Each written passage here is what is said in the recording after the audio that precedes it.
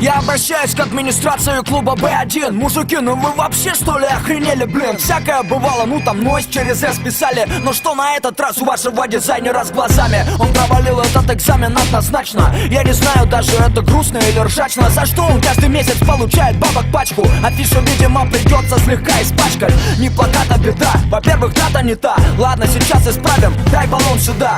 18 число, декабрь месяц. Но это полбеды, вот что реально бесит. Название команды можно написать нормально. Это вот момент конкретно самый провальный. Как из такой рекламы обычные люди должны узнать, что Noise MC в B1 будет. Я обычный парень, я хожу в рок-клуб. В рок-клубе так много хороших групп. Я гордо вхожу с билетом в руке, а мне поют песни на родном языке. Я обычный парень, я хожу в рок-клуб. В рок-клубе так много хороших групп. Я гордо вхожу с билетом в руке, а мне поют песни на родном языке. Я обычный парень, я хожу в рок-клуб. В рок-клубе так много хороших групп. Я гордо вхожу с билетом в руке, а мне поют песни на родном языке. Я обычный парень, я хожу в рок-клуб. В рок-клубе так много хороших групп. Я гордо вхожу с билетом в руке, а мне поют песни на родном языке. Я обычный парень.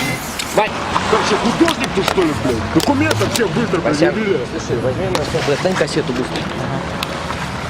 Возьми мой, стань мой стол.